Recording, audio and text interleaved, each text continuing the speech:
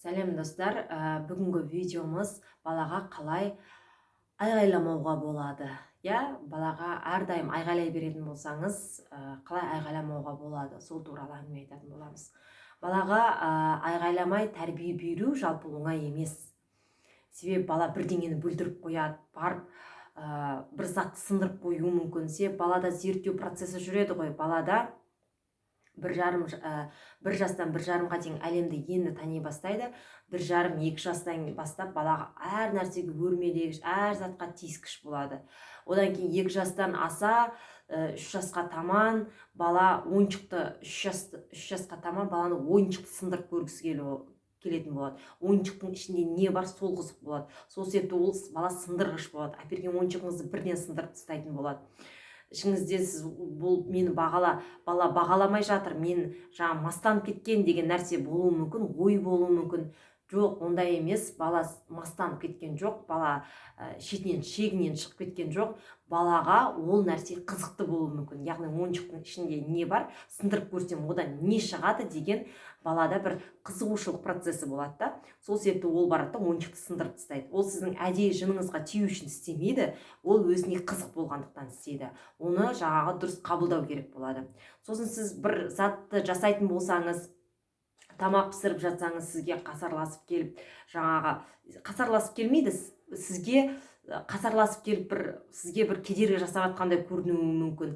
Сізге ол бала кедергі жасайын демейді, ол бала сіздің әрекетіңізді қайталағысы келеді. Яғни сіздің әрекетіңіз оған қызықты болып көрінеді. Яғни мамам жасап жатыр ғой, мен де жасап көрейін да, мен де үлкен болайын да деген сияқты еліктеушілік балада пайда болады. Сіздің іс әрекетіңіз қызықты болып, балаға ол соны қайталауы мүмкін. Осы кезде анада агрессия болады да, айғайлап жіберуі мүмкін, бар шары, кет жар деп, болмаса оны мультикпен алдау деген секілді. Бұл жерде қатты балаға ашуланудың қажеті жоқ. Ол бала, ол сіздің іс әрекетіңіз қызықтағысы, қайталағысы келеді, сізге еліктегісі келеді, сіз не істейсіз, соны істегісі келеді. Сол себепті мүмкіндігіңіз болса, бірге істегеніңіз дұрыс. Енді асығып тегі бір үлгере алмай жатсаңыз, онда басқа отбасы мүшелеріне қаратып қойған дұрыс. Болмаса баланы алдандыратын, өзі бір ойнайтын, жай тыныш қана ойнап отыратын бір ойын түрімен алдағаныңыз дұрыс болады. Енді тіпті болмай жатқан кезде ғана мен өз басым мультик қосып берем, бірақ онда да бір белгілі бір нәрсемен алдап кетуге тырысамын. Яғни сурет салшы, ананы істеші, мынаны істеші деп балаға бір задание дейміз ғой, тапсырма тастап кетесіз. Бала сол тапсырманы істейді. Ол тапсырманы істеп болғанша бір емес бірнеше тапсырма тастап кетеді. Себебі бала ол 5-6 минут істейді, жалып кетуі мүмкін. Ары кетсе бір 10 минут істеуі мүмкін.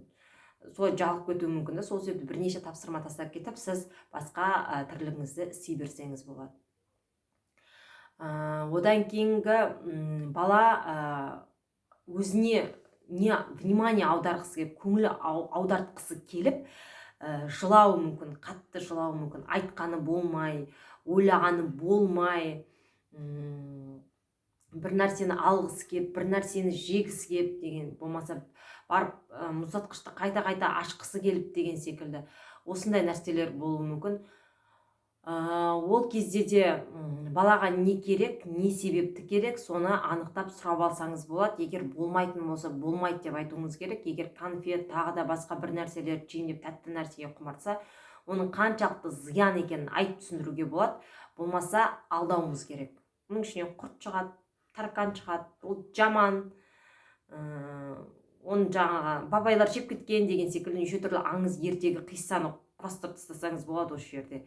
Осындай нәрселерді алдап, сулап, осындай жеуге болмайтын нәрселер солай тыйсақ болады. Болмаса, сондай бір тәтті нәрселердің орнына басқа полезный тәтті нәрсе дейміз ғой, пайдалы тәтті нәрселермен ауыстырсақ болады. Мысалы, сухофруктының тәтті түрлерін әкеп қойсақ болады. Мейіз, болмаса сухофруктының өзі тәтті түрлері болады ғой. Сондай бір мейіз секілді, болмаса инжир секілді, осындай сухофруктының, кивидің қатып қалған, мангоның қатып қалған түрлері, сухофруктың түрлері көп қой, сондай тәтті. Тәтті түрлерін қойып қойып, міне саған тәтті деп, сондай бір пайдалы тәттімен алдасақ болады.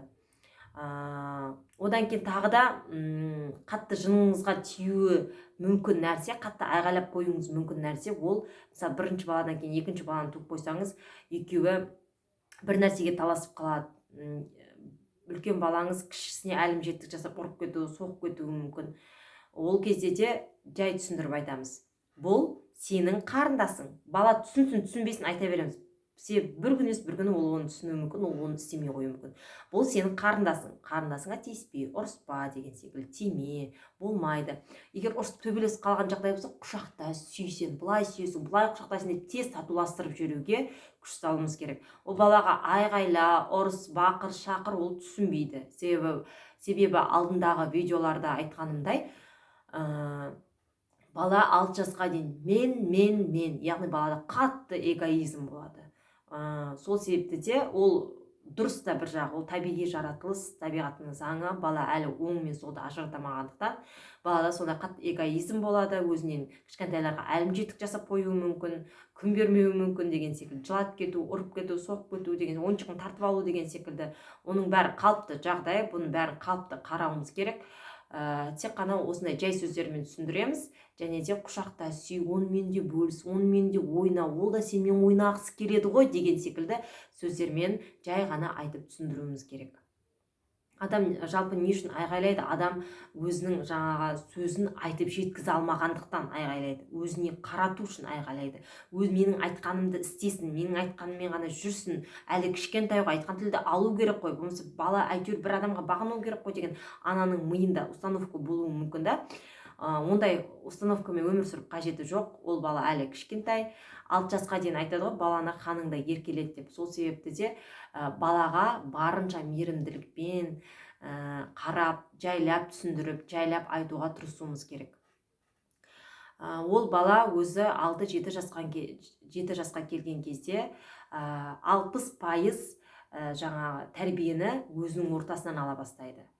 Сол себепті сол уақытқа дейін 100% қазір сізден алып отырған кезде сіз барынша оған мейірімділікті төгіп, егер бір нәрсені істей алмаса, тағы басқа нәрсеге жынданса көмектесіп, егер қатты бір оған внимание керек болып, сіздің вниманиеңіз жетпей жатса, сіздің өзіңіз тірлікпен айналысып кетіп, бала бір бөлікшекте қалып кетсе, оны жұмыстан келгеннен кейін, балаңыз бақшадан келгеннен кейін, бақшаға баратын болса, қатты қысып, құшақтап, жібермей құшақтап, қатты қысып құшақтап, бетінен сүйіп тастасаңыз, болмаса қытық деп ойнап, қуырмаш ойнап, бір осындай істерді істесеңіз, балаңыз қайта қысып құшақтай берсеңіз, бала біраз уақыттан кейін балаңыз келген сайын, жылаған сайын қатты қысып құшақтай берсеңіз, бетінен сүйіп еркеледі деген сияқты, балаңыз бір уақытта сіздің құшағыңыздан шығып кете бастайды, сізге мүлдем кедергі келтірмейді. Сізге қайтадан жоламайтын болады балаңыз.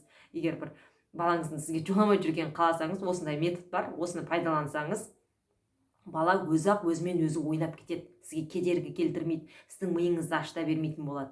Бала миды ашытады қай кезде? Балаға внимание жетпеген кезде, өзіне көңіл аудару үшін көңіл жетпеген кезде, көңіл бөлушілік жетпеген кезде, осылай өзіне қатты жылап көңіл аудартқысы келеді. Сол себепті де осындай методтарды пайдалансаңыз, бала өзімен өзі ойнап кетуі мүмкін. Болмаса, бақшадан келгеннен кейін балаңызбен бір мезгіл ойын ойнаңыз. Әртүрлі ойын түрлері қазір ютубта да көп, соны пайдалансаңыз болады, оқысаңыз болады. Алла қаласа мен әртүрлі ойын түрлерін салатын боламын. Міндетті түрде менің арнама жазылып алыңыздар. Видео ұнаса бөлісіңіздер, сұрақтарыңыз болса қойыңыздар. Менің Құдай қаласа салынатын өзге де видеоларымды әлі жіберіп алуды ұмытпаңыздар. Сол себепті жазылып қойсаңыздар, мен сондай ойын түрлерін көрсететін боламын сіздерге. Сондай ойын түрлерімен айналсаңыз болады. Және ең басты, ең маңызды нәрсе, баланың тілінің шығуына да жақсы, баланың қыңқылдауы да, жылауын да қатты азайтатын нәрсе, ол баланың өзіндік ойын, сезімін, эмоциясын сөзбен жеткізіп алуы. Анықтап жеткізген сайын, бала анық сөйлеген сайын сізге де оңай болады. Ол үшін баламен күнделікті сөйлесуіміз керек. Күнделікті күніге бала сөйлей алмаса да, айта алмаса да сөйлесе берсеңіз, бала бір күні анық жақсы сөйлеп кетеді. Достар, видео ұнаса лайк басыңыздар, көргендеріңізге рахмет, арнама жазылуды ұмытпаңыздар.